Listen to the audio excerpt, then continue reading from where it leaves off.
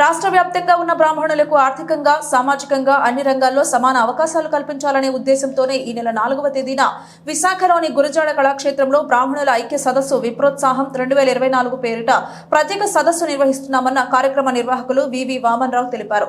శుక్రవారం విశాఖలోని హోటల్ మేఘాలయలో ఏర్పాటు చేసిన మీడియా సమావేశంలో ఆయన మాట్లాడుతూ విశాఖతో పాటు రాష్ట్ర వ్యాప్తంగా ఉన్న అన్ని బ్రాహ్మణ సంఘాల ప్రతినిధులు ఈ సమావేశంలో పాల్గొంటారని, వచ్చే ఎన్నికలను దృష్టిలో ఉంచుకుని బ్రాహ్మణులకు మంచి రాజకీయ అవకాశాలు కల్పించాలనే ఉద్దేశంతోనే ఈ సదస్సులో చర్చిస్తామన్నారు. ఈ సదస్సును విజయవంతం చేయాలని కార్యక్రమ నిర్వాహకులు కోరారు.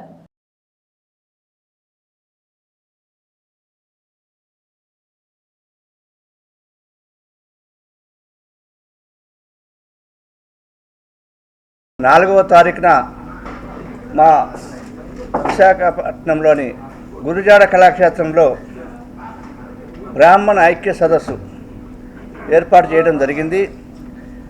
ఇది మేము రాజకీయ పార్టీలకు అతీతంగా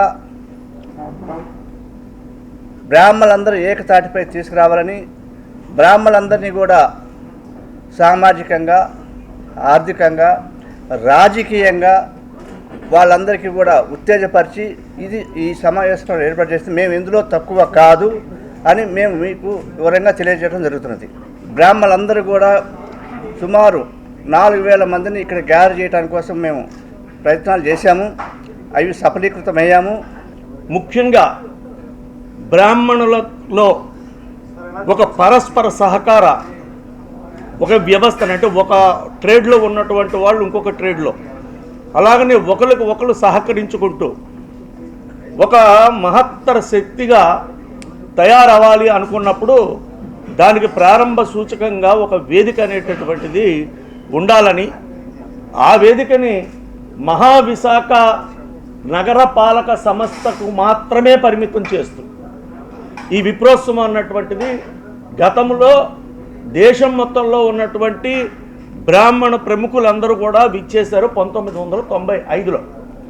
తర్వాత ఇప్పుడు ఇక్కడ చేస్తున్నది మాత్రం గ్రేటర్ విశాఖపట్నం మున్సిపల్ కార్పొరేషన్ పరిధిలో ఉన్నటువంటి 8 నియోజకవర్గాలు, కొన్ని పూర్తిగా, కొన్ని పాక్షికంగా, కొన్ని నియోజకవర్గాలు, వీటితో కలిపి ఇది చేయాలనుకుంటున్నాం.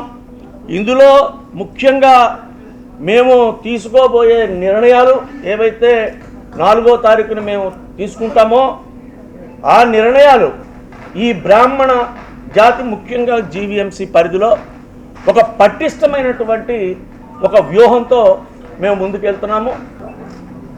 రాజకీయం గురించి కూడా మాట్లాడాల్సిన అవసరం ఉంది.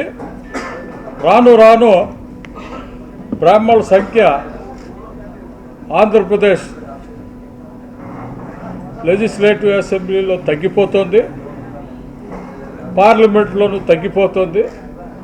గతంలో పోల్చి చూసేదానికి విశాఖపట్నంలో ఉన్నటువంటి మహానాయకులు తెన్నేటి విశ్వనాథం గారు, ద్రోణరాజు సత్యనారాయణ గారు, బాటం శ్రీరామ్మూర్తి గారు, డివి సుబ్బారావు గారు, ఎస్ గోపాల్ గారు, ఇలా ద్రోణరాజు శ్రీనివాస్ గారు, ఇలా పేర్లన్నీ చెప్పుకుంటూ వెళ్తే ఎంతో ప్రాముఖ్యత రాజకీయంగా కలిగినటువంటి ఈ వ్యక్తులందరూ ఇవాళ మనలో లేరు. కాబట్టి మనం కూడా చాలా గట్టిగా కృషి చేసి ఇతర పార్టీలు, అన్ని పార్టీలు, జాతీయ పార్టీలు, ప్రాంతీయ పార్టీలకి మేము ఒక సందేశాన్ని మనం అందరం ఇవ్వాలని నిర్ణయించుకున్నాం.